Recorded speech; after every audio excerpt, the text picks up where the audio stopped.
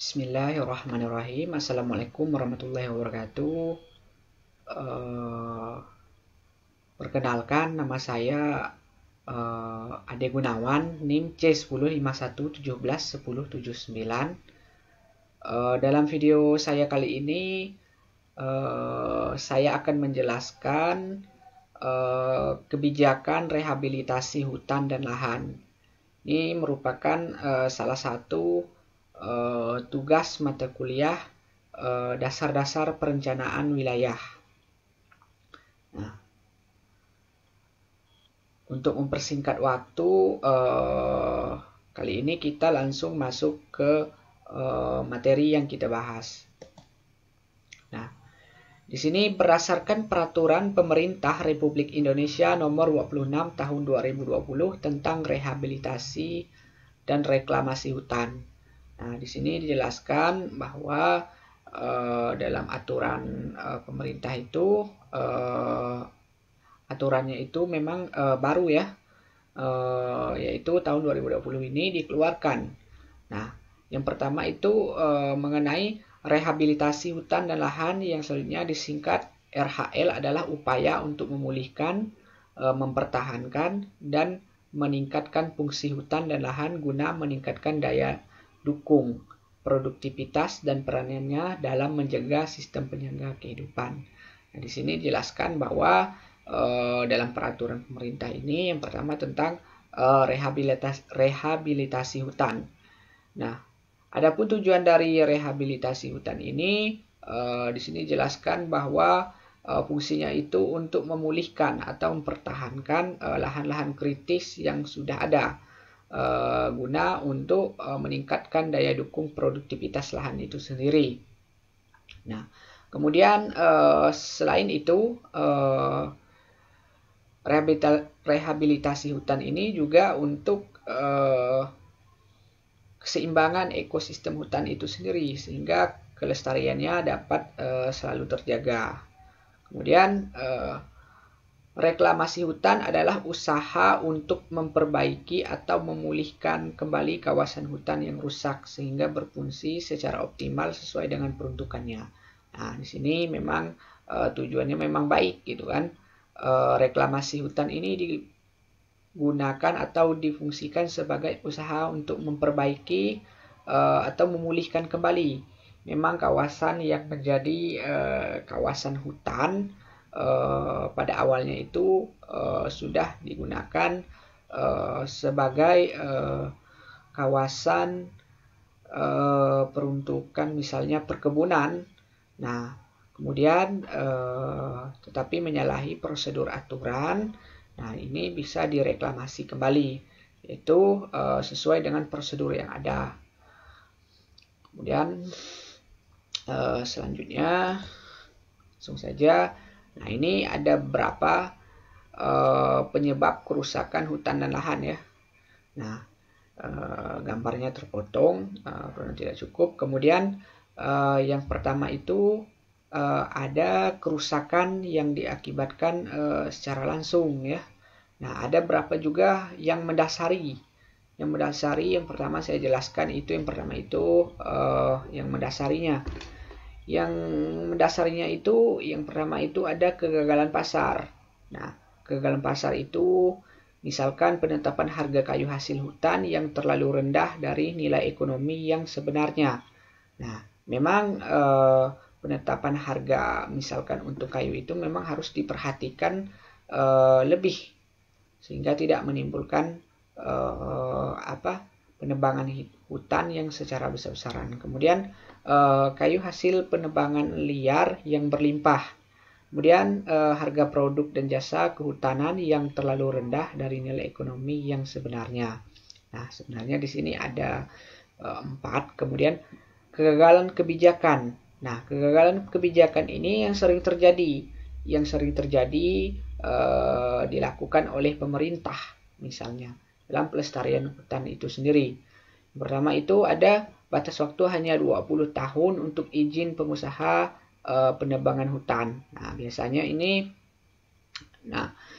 pihak perusahaan atau HTI itu sebenarnya izin usahanya itu hanya 20 tahun, tetapi mereka bisa memperpanjang izin usahanya dengan istilahnya itu menyalahi aturan yang memang di undang-undang telah diatur, yaitu 20 tahun, tiba-tiba bisa menjadi lebih dari itu. Kemudian areal konsesi yang terlalu luas, kemudian kebijakan untuk program transmigrasi, penerbitan izin pengalih fungsian hutan alam menjadi perkebunan dan hutan tanaman industri. Kemudian selanjutnya itu proses desentralisasi yang terlalu dini di bawah otonomi daerah. Kemudian hak konsesi penebangan hutan skala kecil untuk masyarakat. Nah, di sini juga hal-hal mendasarnya ini ada juga kelemahan pemerintah. Nah, di sini bisa kita lihat bahwa ada kapasitas pemerintah daerah di bawah otonomi daerah yang belum memadai. Kemudian penegakan hukum yang lemah terhadap kegiatan penebangan liar.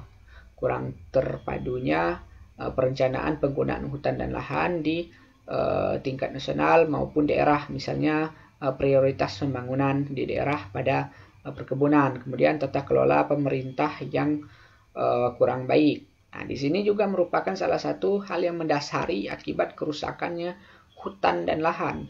Nah, misalkan adanya kurangnya perencanaan terlebih dahulu. Seharusnya ketika kita ingin membangun suatu lokasi atau suatu wilayah di situ harus ada perencanaan terlebih dahulu. Kemudian penyebab sosial ekonomi dan politik. Nah, tidak lepas dari kebijakan, tentu menimbulkan kebijakan ekonomi maupun kebijakan yang bersifat yang ditimbulkan itu politik.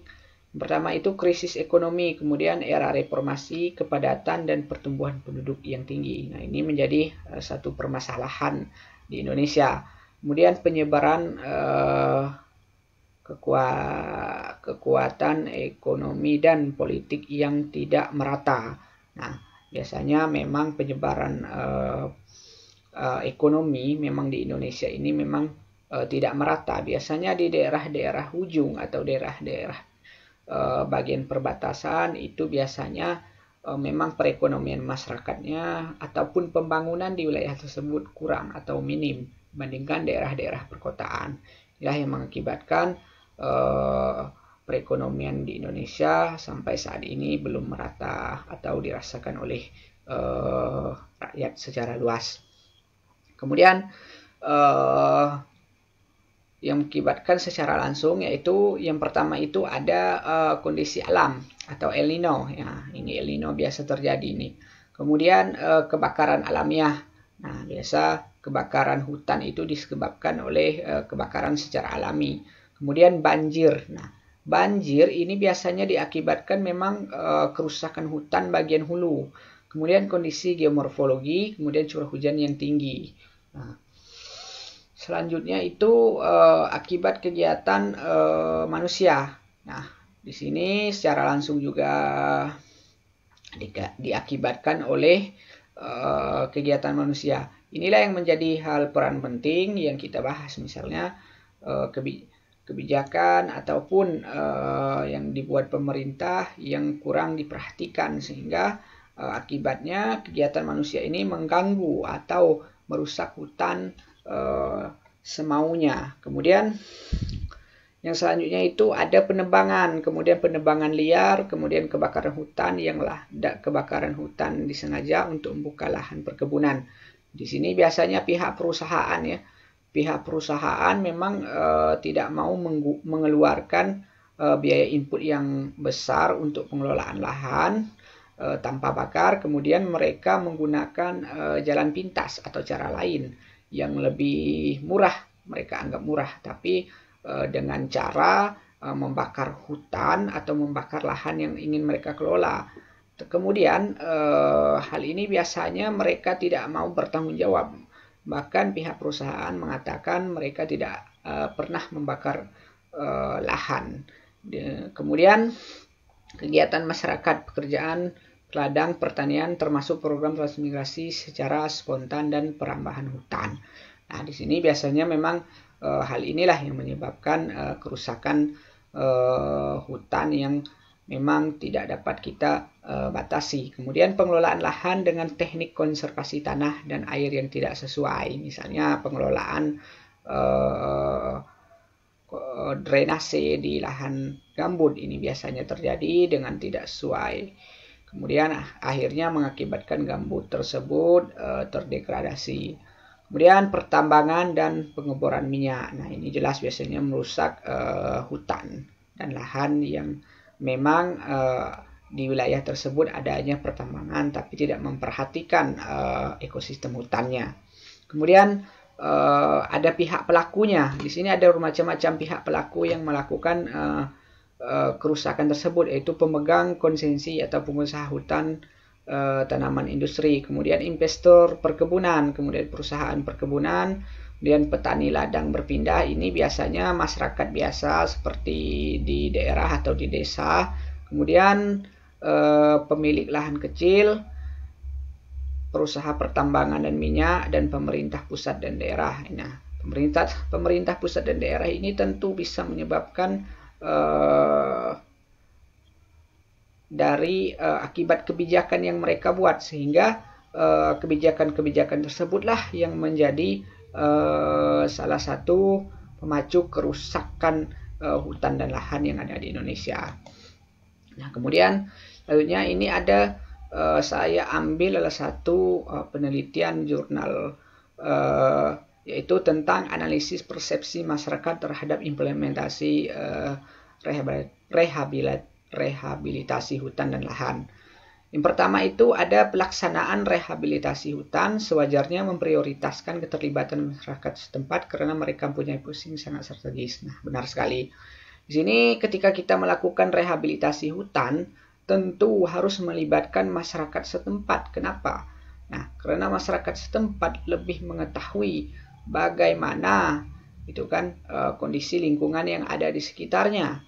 Nah, tentu kita harus melibatkan mereka-mereka yang ada di situ, atau kita ajak, terutama memang masyarakat di situ yang menjadi salah satu kunci untuk keberhasilan dalam implementasi RHL ini. Kemudian sini ada menurut Sarjono hal yang penting dari situasi perkembangan kebijakan kehutanan yang ada adalah tidak dipertimbangkan manusia sebagai komponen utama ekosistem hutan dan kepentingan peran serta dari masyarakat lokal dalam pengelolaan sumber daya tersebut. Nah, di sini dia mengatakan bahwa manusia itu diabaikan dalam kepentingan hutan. Nah, kepentingan penggunaan hutan lebih memperhatikan ekosistemnya. Nah, di sini menurut Sarjono ini yang lebih diperhatikan itu ya adalah ekosistem itu tersebut dengan mengesampingkan kepentingan dari manusia itu sendiri. Kemudian sini juga ada hasil penelitian terhadap persepsi atau respon masyarakat terhadap implementasi kebijakan RHL di lapangan. Nah, di sini ada yang pertama itu ada pemilihan lokasi. Nah, pemilihan lokasi ini penting sekali. Mengapa penting sekali? Pemilihan lokasi tempat dijadikannya rehabilitasi hutan dan lahan itu penting. Apakah di situ memang benar-benar hutan untuk dijadikan area rehabilitasi hutan dan lahan. Nah, kemudian pemilihan lokasi penanaman kegiatan RHL baik pada kelompok 1, 2, dan 3 hanya ketua kelompok tani yang dilibatkan untuk mencari lokasi mana yang akan dilakukan penanaman kegiatan. Nah, benar sekali. Di sini dikatakan bahwa kelompok tani yang memang kita libatkan dalam pemilihan lokasi. Kemudian adanya sosialisasi program penyuluhan. Nah, pada sosialisasi program kegiatan hanya dihadiri oleh sebagian petani peserta dari hasil wawancara dengan ketua kelompok tani kelompok 1 dan 3 bahwa petani peserta yang ikut sosialisasi hanya sebagian karena menurut ketua kelompok tani hanya yang mewakili saja. Nah, di sini kurang maksimal karena yang pertama tadi memang kelompok tani ketuanya saja yang diikut sertakan atau yang dilibatkan.